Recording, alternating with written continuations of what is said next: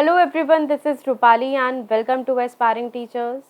तो आज का हमारा जो सेकंड सेशन रहेगा वो रहेगा क्रिएटिंग एन इंक्लूसिव स्कूल से। एंड आई होप आपकी स्टडीज़ बहुत अच्छी चल रही होंगी, आप वीडियोस देख रहे हो, कुछ कॉन्सेप्ट्स आपके क्लियर हो रहे हैं। आज का जो हमारा टॉपिक है क्रिएटिंग एन इंक्लूसिव स्कूल, इससे भी हम कुछ इंपॉर्टेंट क्वेश्चंस करेंगे और ये है हमारा पार्ट 14। इससे पहले मैंने आपको डे बिफोर येस्टरडे आपको पार्ट 13 दिया था। आई होप आपको उसके क्वेश्चंस अच्छे लगे हैं। एंड इससे पहले हमारा जो सेशन रहा है लैंग्वेज अक्रॉस द करिकुलम से, तो वो भी आप उसको उसकी सीरीज़ भी कंटिन्यू करेंगे। अंडरस्टैंडिंग की भी एक सीरीज़ रह रही है, उसको भी कंटिन्यू करना है। तो मेरे पास कुछ क्वेश्चंस थे क्रिएटिंग एन इंक्लूसिव स्कूल से। तो देख लेते हैं कि कैसे क्वेश्चंस हैं और आपको कैसे हेल्प करेंगे ये। तो सेशन को स्टार्ट करने से पहले ये है हमारे social media handles. Telegram group है एस्पायरिंग टीचर्स, आप उनको वहाँ पे जाके फॉलो कर सकते हो। इंस्टाग्राम की आईडी है एस्पायरिंग टीचर्स, यहाँ पर भी आप फॉलो कर सकते हो। लिंक हमारा ऑलरेडी गिवन है डिस्क्रिप्शन बॉक्स के अंदर, जिसको भी फॉलो करना है आप वहाँ जाकर आप देख सकते हो। अपडेट जिसे चाहिए तो वहाँ पे जाके अपडेट आपको मिल जाती है। First question, success of inclusive education depends on. अब जो इंक्लूसिव एजुकेशन जिसे हम बोलते हैं समावेशी शिक्षा की सफलता किस पर निर्भर करता है?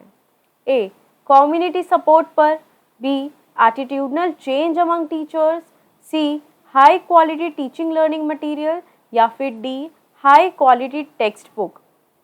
अब जो समावेशी शिक्षा है उसकी सफलता, अगर वो सक्सेसफुल, वो किस चीज़ पर डिपेंड करेगा? कम्युनिटी सपोर्ट जिसे हम बोलते हैं सामुदायिक समर्थन, शिक्षकों के बीच अक्षुण्ण परिवर्तन, उच्च गुणवत्ता वाले शिक्षण अधिगम सामग्री, या फिर उच्च गुणवत्ता वाली पाठ्य पुस्तकें। तो आप बताओ कि इसका क्या करेक्ट आंसर होगा? इंक्लूसिव एजुकेशन किस पे डिपेंड करता है, उसकी सक्सेस किस पे डिपेंड करती है? तो इसका जो करेक्ट आंसर है हमारा वो है B option, attitudinal change among teachers. क्योंकि जो टीचर्स हैं सबसे ज़्यादा इम्पॉर्टेंट रोल वही प्ले करती हैं कि टीचर्स कितने क्वालिफाइड हैं, एटीट्यूड कैसा है, वो कैसे बच्चों के साथ बिहेव कर रही हैं, उनका बिहेवियर कैसा है, हर एक बच्चे को अपनी क्लास के अंदर इंक्लूड कर रही हैं या नहीं कर रही। तो उसका करेक्ट आंसर जाता है एटीट्यूड के ऊपर। जो शिक्षक के बीच अक्षुण्ण परिवर्तन होते हैं उनको देखते हैं हम attitudinal change among teachers. Next, the school of little children must have. अब छोटे बच्चों के स्कूल में क्या होना चाहिए, ये क्वेश्चन है हमारा। ए, कैंटीन, बी, लाइब्रेरी, सी, ओपन स्पेस, या फिर D, all of the above. अब यहाँ पे पूछा है मस्ट हैव कि छोटे बच्चों के स्कूल में क्या होना ही चाहिए, क्या अनिवार्य है। एक कैंटीन बहुत ज़रूरी है, या एक लाइब्रेरी बहुत ज़रूरी है, एक ओपन स्पेस खुला जो स्पेस होता है वो ज़रूरी है, या ये सारे ही ऑप्शंस बिल्कुल ज़रूरी हैं? तो यहाँ पर जो हमारा करेक्ट ऑप्शन जाता है इससे वो है ओपन स्पेस। कि बच्चे छोटे हैं काफ़ी, कहीं आसपास उन्हें लग ना जाए, तो उसके लिए जो मस्ट होना चाहिए वो होना चाहिए ओपन स्पेस, खुला स्पेस जो होना चाहिए बच्चों के लिए। Next question, good environment for the development of children should have. बच्चों के लिए विकास के लिए अच्छा माहौल होना चाहिए। A option, good school and good teachers, B, family provided learning facilities, C, love security, या फिर डी, प्रॉपर गाइडेंस।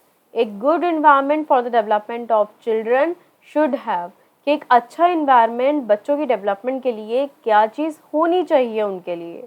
एक अच्छा स्कूल और अच्छे टीचर्स होने चाहिए, फैमिली प्रोवाइड करनी चाहिए उनकी सुविधाएं, उनकी लर्निंग फैसिलिटीज़ को, लव और सिक्योरिटी होनी चाहिए, प्रॉपर गाइडेंस होनी चाहिए। तो इसका जो करेक्ट आंसर है वो है लव एंड सिक्योरिटी। एक बच्चों का स्कूल है, अगर हम उसमें डेवलपमेंट करानी है तो अगर उसके एनवायरनमेंट बहुत अच्छा है, वहाँ पे प्यार है, उनके लिए सेफ्टी है, उनके लिए सिक्योरिटी है, तो वो चीज़ ज़्यादा मैटर रखता है, तो बच्चे ज़्यादा अच्छे से उनको एनवायरनमेंट मिलेगा और डेवलप कर पाएंगे। Next question, if your student ask you a question in the class, what would you do? अगर स्टूडेंट आपसे कोई क्वेश्चन पूछता है क्लास के अंदर तो आप क्या करोगे? A, advice to meet after the class, कि उसको हम बोलेंगे कि आप क्लास के बाहर मिलो, बाद में एडवाइस देंगे। Then B, encourage to participate in the discussion in the class, उनको एनकरेज करेंगे कि आप क्लास के अंदर डिस्कशन में पार्टिसिपेट करो। C, encourage to ask more questions, उनको एनकरेज करेंगे कि और क्वेश्चंस आप पूछो। या फिर D, encourage to search answers independently, हम उनको एनकरेज करेंगे कि आप आंसर्स को इंडिपेंडेंटली सर्च करो। तो यहाँ पर अगर स्टूडेंट्स आपसे बार बार क्वेश्चन पूछता है तो आप क्या करोगे? तो हम उनको एनकरेज करेंगे कि आप और क्वेश्चंस पूछो, जिससे कि हम जितने ज़्यादा क्वेश्चंस पुट अप करते हैं, कंस्ट्रक्टिव इसमें बढ़ता है, लर्निंग उतनी ही बेहतर होती है। तो यहाँ पर सी ऑप्शन बिल्कुल करेक्ट है। Next question, authoritarian level teaching is, जो हमारा सत्तावादी स्तर का शिक्षण है वो कौन से लेवल पर है? Child centred, experience based, headmaster centred या टीचर सेंटर्ड? अब हमने ये कुछ पेरेंटिंग स्टाइल किए थे, पेरेंटिंग स्टाइल में ही वैसे ही टीचिंग का भी है, कैसा होना चाहिए, किस लेवल पर होना चाहिए।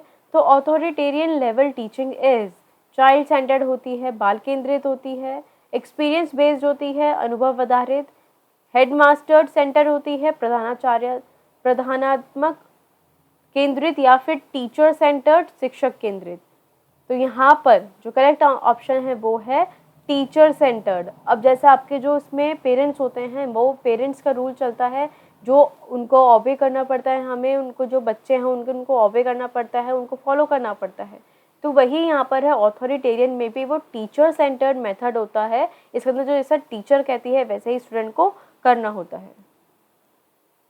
Next question, interaction analysis category system in education for increasing the teacher effectiveness was developed by। अब यहाँ पे पूछा है जो शिक्षक प्रभावशीलता बढ़ाने के लिए शिक्षा में इंटरकनेक्शन विश्लेषण श्रेणी प्रणाली को डैश द्वारा विकसित किया गया था। किन के द्वारा किया गया था? Amidon and Simon, Flander, Ryan and the Richard Over. तो आप बताओ कि यहाँ पे किन के द्वारा डेवलप किया गया था?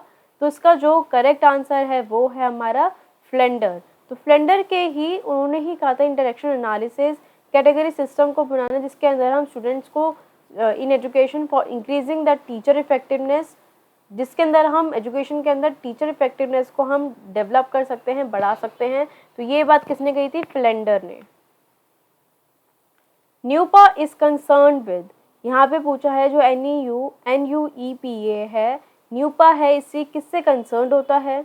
Educational evaluation, educational planning, educational supervision, या फिर डी एजुकेशनल यूनिटी, या तो शैक्षिक एकता, मूल्यांकन, योजना या पर्यवेक्षण। तो आप बताइए कि इसमें से क्या करेक्ट जाता है?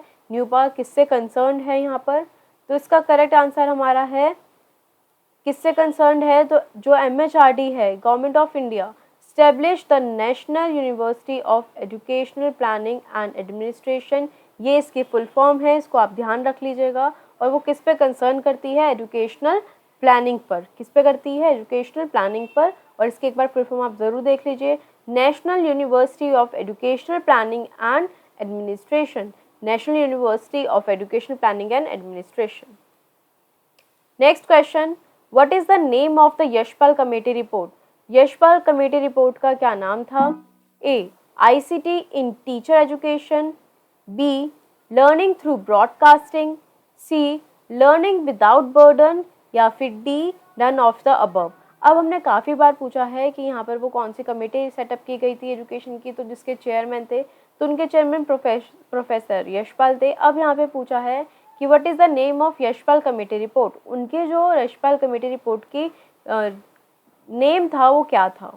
तो इसका जो करेक्ट आंसर जाता है वो है लर्निंग विदाउट बर्डन। तो उन्होंने यही बताया था कि हमें बोझ के बिना सिखाना है। बस्ते में पहले इतनी बुक्स आती थी, इतनी नोटबुक्स आती थी, तो उनको कम किया गया, प्रॉपर टाइम टेबल बनाया गया करिकुलम के अकॉर्डिंग, तो उसको हम बोला learning without burden. Next question, dash is the father of psycho analysis. Psycho analysis के फादर कौन थे? ए, कार्ल जंग, बी, एरिक्सन, सी, जैक्यूस लेकन एंड डी, सिगमंड फ्रूड। तो आपको बताना है कि साइको एनालिसिस के फादर कौन है, ये आपको बताना है। इसका ABCD कौन सा ऑप्शन करेक्ट है?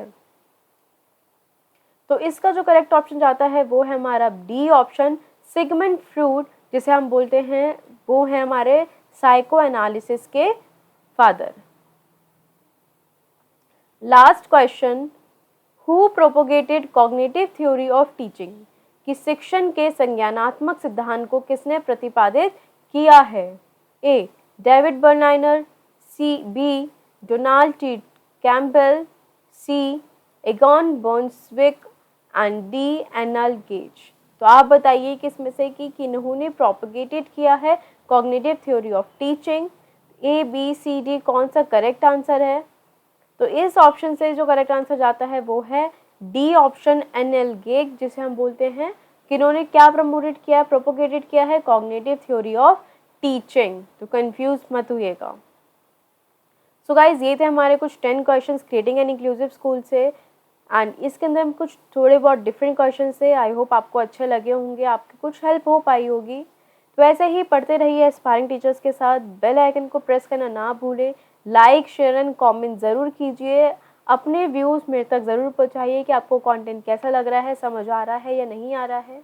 And keep supporting our channel aspiring teachers. आप फेसबुक पे, इंस्टाग्राम पे हर जगह फॉलो कीजिए, हर जगह फैला दीजिए एस्पायरिंग टीचर्स को, और इन सभी अकाउंट्स का लिंक मेरे डिस्क्रिप्शन बॉक्स में गिवन है।